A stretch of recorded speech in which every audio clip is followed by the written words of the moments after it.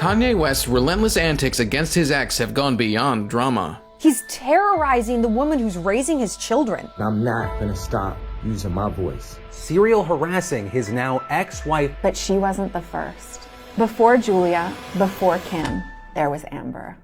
Amber Rose is worse than Kim Kardashian. They were the biggest couple in the world. I genuinely cared for him. But after their breakup, everything changed. People told me to not date this woman because she was a stripper. Amber just seems dirty. I'd take 30 showers before I got with Kim, you know? We dug deeper and found that there's a pattern he keeps repeating. You take them around the world, you buy them all the jewelry. Fashion and etiquette boot camp in order to be seen in public with him. You shout out to the world how much you love them. And sending her a truckload of roses. But once you walk away, you're not going to be nothing without me. He called me a prostitute. But nobody really knows my side of the story. Do your parents know you a slut? No one knows what I've been through. I've been offered book deals to talk about him. He has bullied me for 10 years. I didn't realize that I was being abused. Because I got away. This is the real life story behind the tabloids. How did you meet Kanye West? He actually called me to do his RoboCop video in LA. I was living in New York at the time. Since I was a kid, I would always tell my friends, I'm gonna live in Hollywood, I'm gonna be famous, and I'm not gonna be here. Like, this is not gonna be my life. You were boyfriend and girlfriend practically from the gate. Just from the gate. When Amber met Kanye, she was working as a stripper, and he was one of the biggest rappers in the world. But he was also still grieving his mom's sudden death. He told Hot 97 that Amber was so disconnected from the concept of celebrity when he first met her. It probably even helped that she had the background that she did, especially being in the world that he was in with the fame that he had. Maybe he felt like he needed grounding.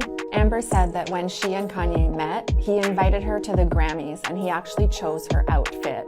I'd never had anyone go out and buy me a really expensive outfit.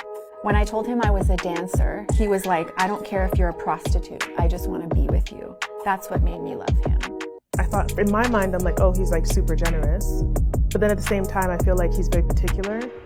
So the media actually started calling her his muse, and he actually had her in one of his Louis Vuitton sneaker ads. When these iconic Terry Richardson photos came out, GQ said that it captured Rose and West looking sexier and more in love than anyone has looked maybe ever. It seemed like when Kanye loved Amber, the media loved her too, but all of that was about to change.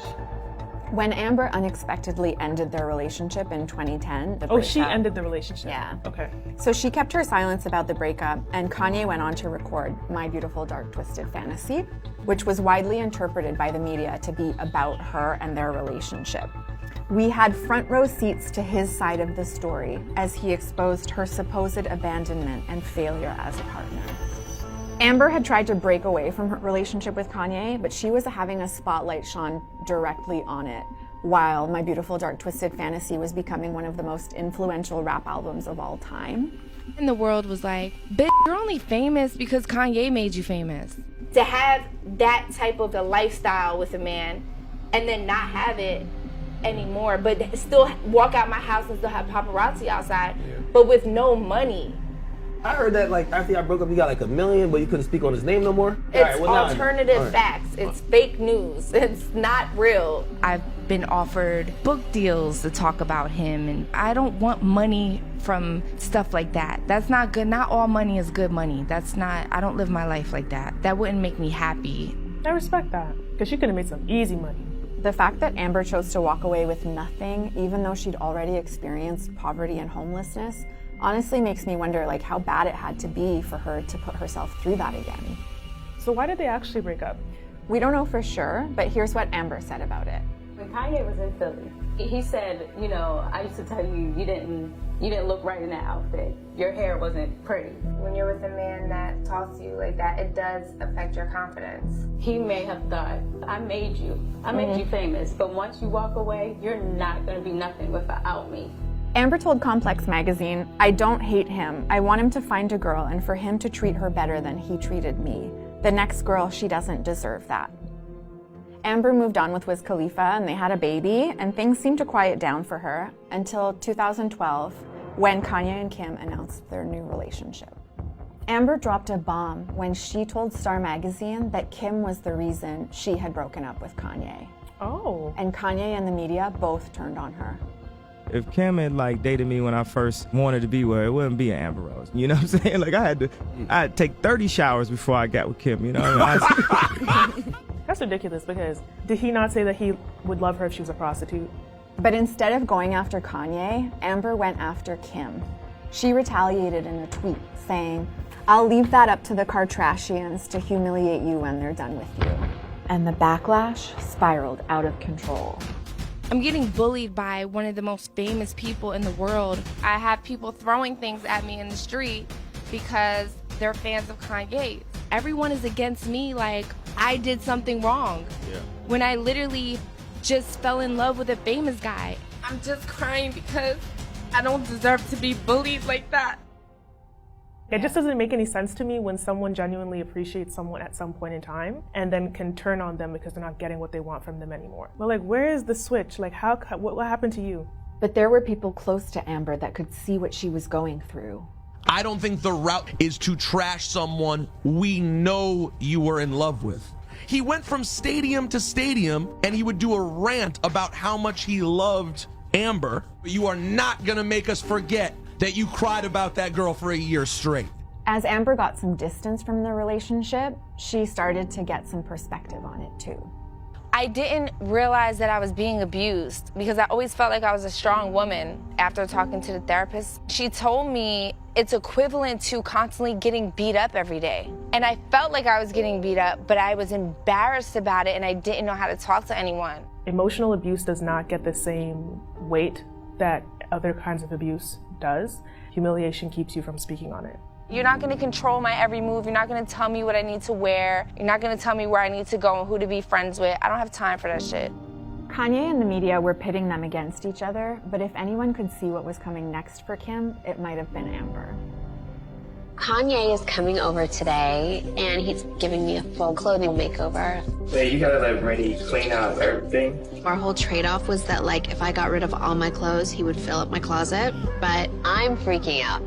And even years later, Kanye was still shaping and controlling Kim's image until she'd had enough.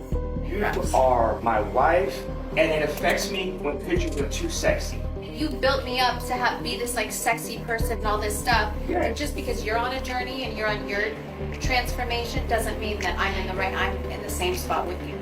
And even though Amber had bullied Kim in the past, she actually addressed that herself.